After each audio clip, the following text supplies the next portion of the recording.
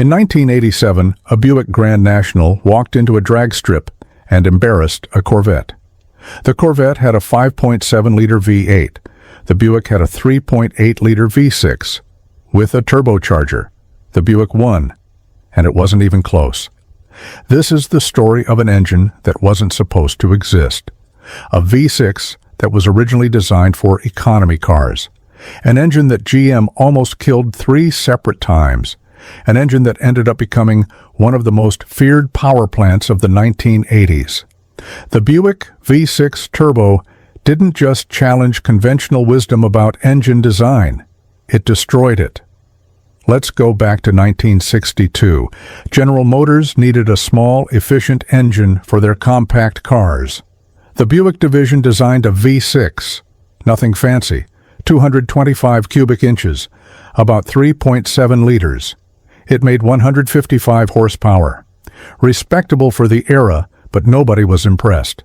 It was a practical engine, an accountant's engine, an engine for people who wanted decent mileage and didn't care about impressing anyone at a stoplight. The engine had an unusual design. Most V6 engines use a 60-degree angle between the cylinder banks. Buick went with 90 degrees. Why? Because they essentially took their existing V8 design and chopped off 2 cylinders. It was cheaper that way, easier tooling, shared components, classic GM cost-cutting. But that 90-degree angle created an inherent vibration problem. V6 engines with this configuration have uneven firing intervals. They shake. Buick engineers did their best to smooth it out with counterweights and careful balancing, but the engine always had a distinctive rumble, a roughness that purists complained about. For the first few years, the engine did its job. It powered Buick Specials and Skylarks, compact cars for practical people. Then something unexpected happened. In 1967, GM decided the V6 wasn't worth the trouble. They had plenty of V8s. Small block Chevys were everywhere. Why maintain a separate engine family for Buick when the small block could do the same job? So GM sold the tooling to Kaiser Jeep for about $50 million. The V6 found a new home in Jeeps, where it earned a reputation for toughness. Jeep owners beat on these engines, off-road, in mud, in extreme temperatures, and the engines kept running. That 90-degree V6 turned out to be nearly indestructible. Meanwhile, something was happening in the Middle East that would change everything. In 1973, OPEC announced an oil embargo against the United States. Gas prices quadrupled almost overnight. Suddenly, those big V8s that GM loved so much became liabilities. Customers were lining up for anything that got decent mileage. And GM found itself without a modern, fuel-efficient engine to offer in their mid-sized cars. So, in 1974, GM did something humiliating. They bought the V6 tooling back from American Motors. AMC had acquired Kaiser Jeep in 1970, so that's who owned the engine now. GM paid somewhere around $20 million. They sold it for $50 million. They bought it back for $20. The accountants were not pleased. But here's where the story gets interesting.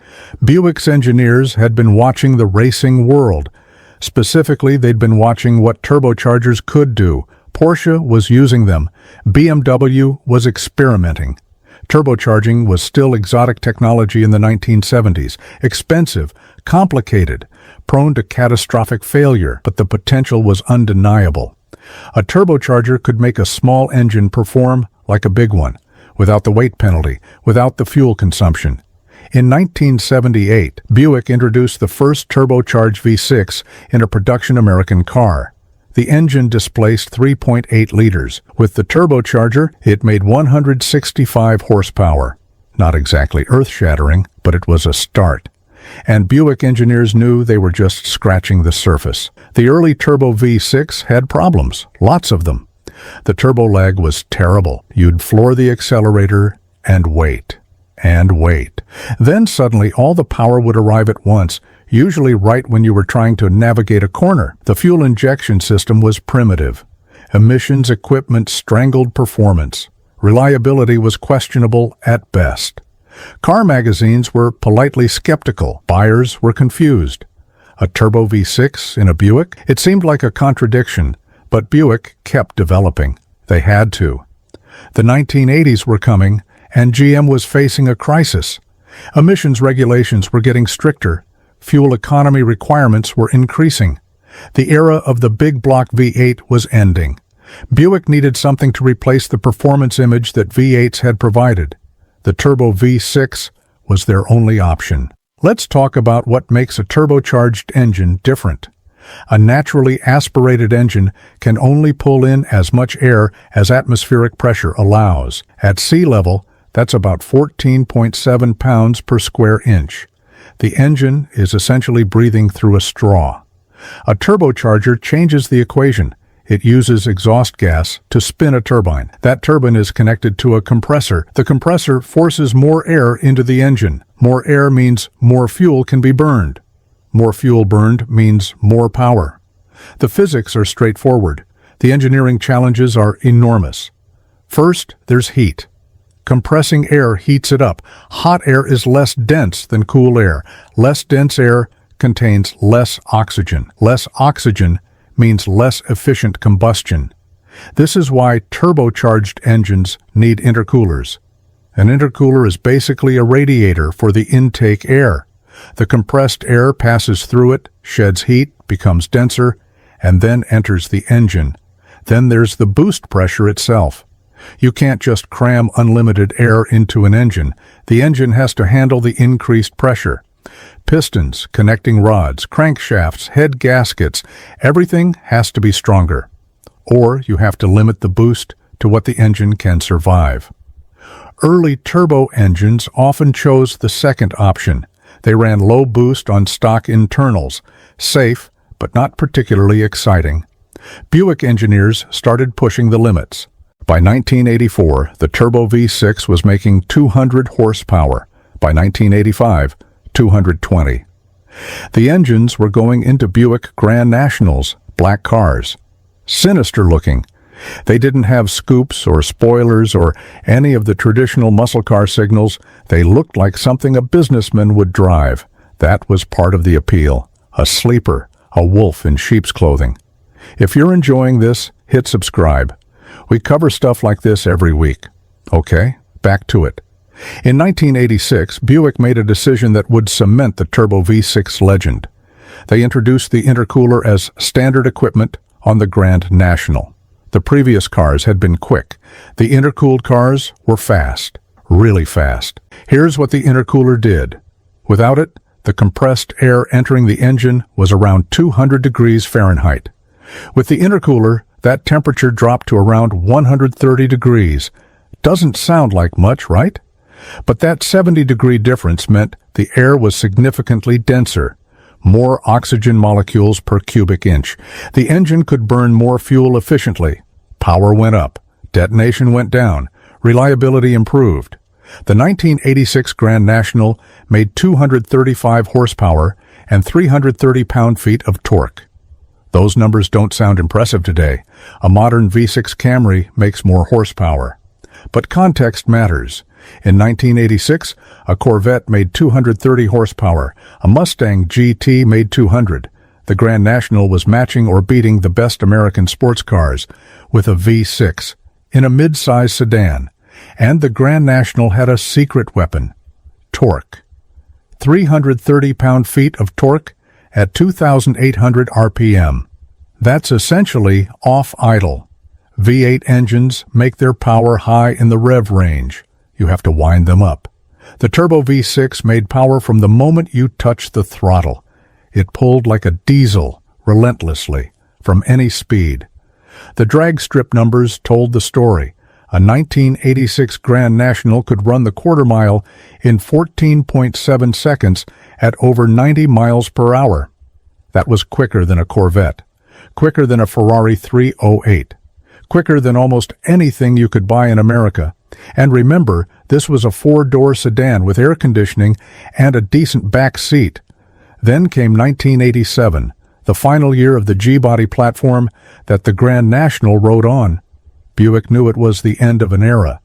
So they decided to go out with something special, the GNX. GNX stood for Grand National Experimental. Buick partnered with McLaren Performance Technologies and ASC to build it. Not the McLaren that makes supercars, a different company. American Specialty Cars.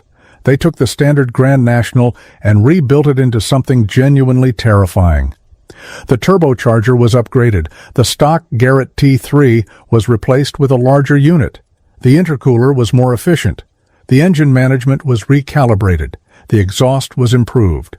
On paper, Buick claimed 276 horsepower and 360 pound-feet of torque. Nobody believed those numbers. Everyone suspected they were deliberately underrated. Buick wanted to keep insurance companies calm. The real numbers were probably closer to 300 horsepower, maybe more.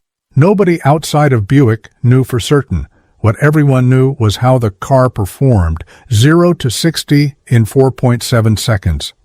The quarter mile in 13.4 seconds at over 102 miles per hour. In 1987, those numbers would be respectable today. In 1987, they were extraordinary.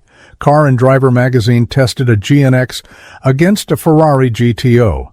The Ferrari made 400 horsepower. It cost over $80,000. The GNX cost $29,000. In a drag race, the GNX won. A Buick beat a Ferrari. A V6 beat a V8. An American sedan beat an Italian exotic. The automotive world noticed. Let's get into the technical details of what made this engine work. The basic architecture was that old 90-degree V6 from 1962, 231 cubic inches, 3.8 liters, cast iron block, 2-valve push-rod heads. Nothing exotic about the basic layout. This was old-school American engineering. But the turbo system transformed it. The Garrett turbocharger used a turbine wheel about 2 inches in diameter. Exhaust gas, spinning at over 120,000 RPM, drove that wheel. On the other side of the shaft, the compressor wheel pulled in ambient air and compressed it. Boost pressure on the stock engines was around 15 pounds per square inch. On the GNX, it was closer to 17. Here's what 15 psi of boost means. Remember, atmospheric pressure is 14.7 psi. Adding 15 psi of boost essentially doubles the pressure in the intake manifold. Theoretically, that could double the power output. In practice, you get diminishing returns from heat, mechanical losses, and fuel limitations. But you can see why turbocharging was attractive. It was like getting a bigger engine without the weight. The fuel system was sequential port injection. Each cylinder had its own injector. The engine computer controlled the timing and duration of each injection event. This was sophisticated for the era. Most American engines were still using carburetors or primitive throttle body injection. Buick's system could adjust fuel delivery based on boost pressure, air temperature, engine temperature, and throttle position. It could adapt to conditions in real time. The ignition system was equally advanced. Electronic spark timing. The computer could retard timing under boost to prevent detonation. Detonation, also called knock, is the enemy of turbocharged engines. It happens when the fuel-air mixture ignites prematurely from pressure and heat. Knock destroys pistons, cracks cylinder heads, bends connecting rods. The Buick's knock sensor listened for the distinctive ping of detonation and pulled timing back automatically. The intercooler was an air-to-air unit mounted in front of the radiator. Compressed air from the turbo entered one side, passed through a core of aluminum tubes and fins, and exited the other side significantly cooler. The efficiency of this heat exchange determined how much power the engine could safely make. Buick's intercooler was decent for the era. The aftermarket quickly developed better ones. And that's where the Turbo V6 story gets really interesting. The aftermarket. Almost immediately after the Grand National debuted, enthusiasts started modifying them. The engine responded remarkably well to modifications. It had been designed with conservative tolerances. That 90-degree block with its V8 heritage was overbuilt for its displacement.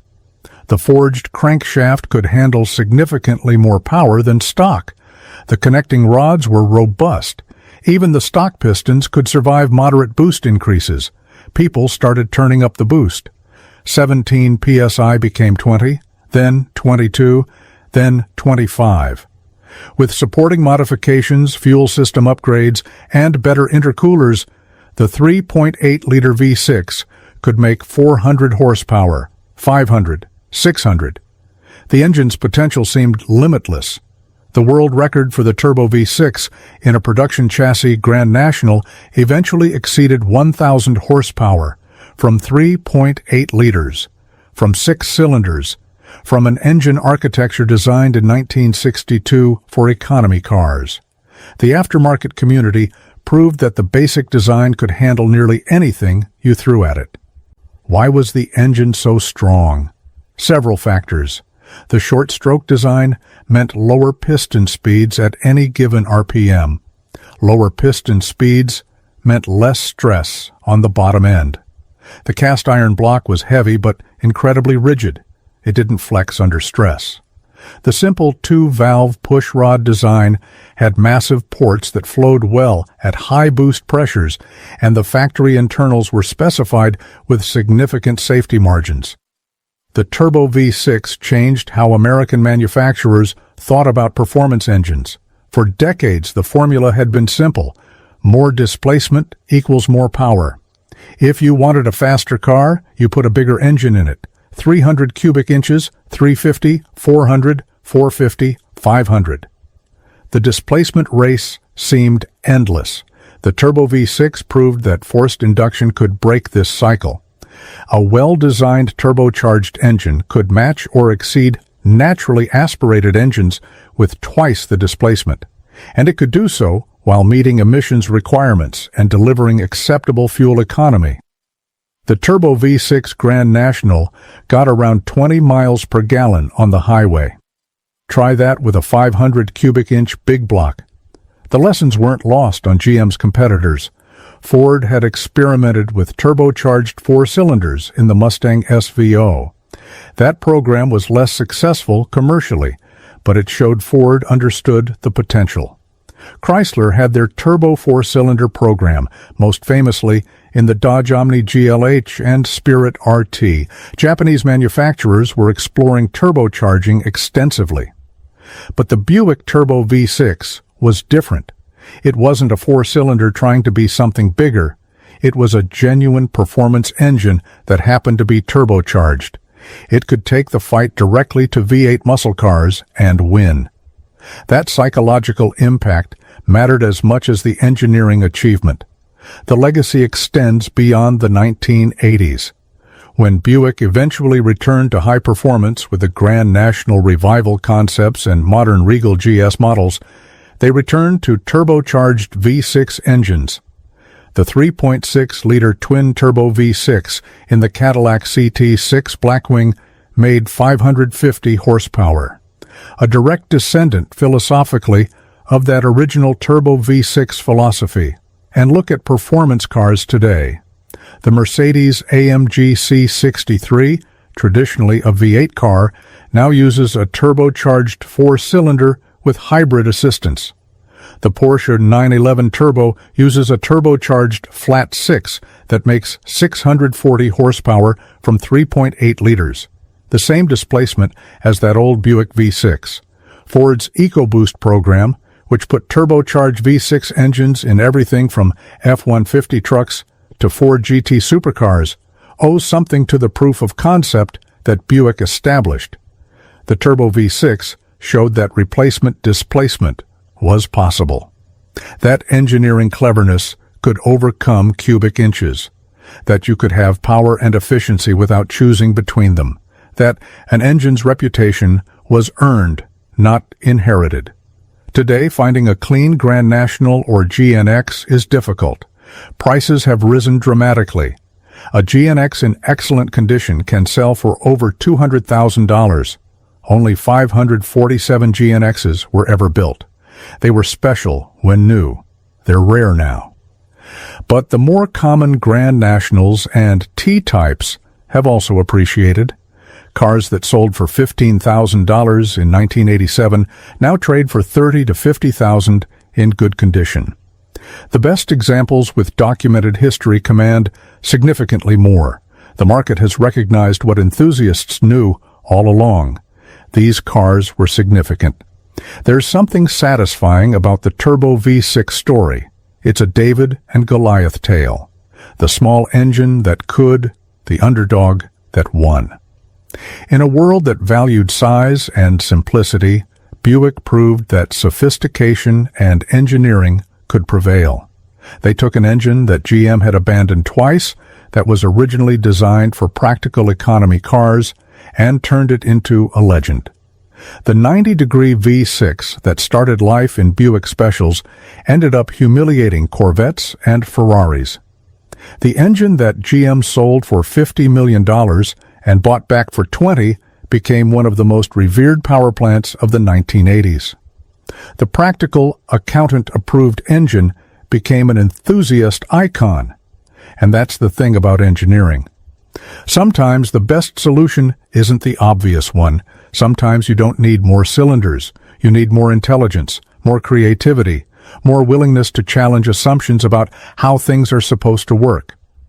The Buick V6 Turbo wasn't supposed to be a performance engine. Nobody designed it for that purpose. But when circumstances demanded it, when the fuel crisis hit and emissions regulations tightened and the big blocks became dinosaurs, Buick engineers found potential where nobody else was looking. They saw what the engine could become, not what it was. That's engineering at its best, finding solutions in unexpected places, making something greater than the sum of its parts, taking a liability and turning it into an advantage. The Turbo V6 Grand National scared Corvette owners. It embarrassed Ferrari owners. It gave Buick, of all brands, a genuine performance halo for the only time in its modern history. And it proved that forced induction wasn't just for exotic European cars. It could work in American iron. It could work in a sedan your grandmother might buy. It could work in a V6 that nobody took seriously. Sometimes the most conventional package hides the most unconventional thinking. That's the story of the Buick V6 Turbo. An engine born from cost-cutting, sold off as surplus, bought back in desperation, and refined into something remarkable. An engine that proved conventional wisdom wrong about displacement, about cylinders, about what American cars could be. An engine that still commands respect more than 35 years after the last one rolled off the assembly line. So that's the Turbo V6. Still hard to believe a rejected economy engine ended up beating Ferraris. If you enjoyed this, subscribe. More coming soon.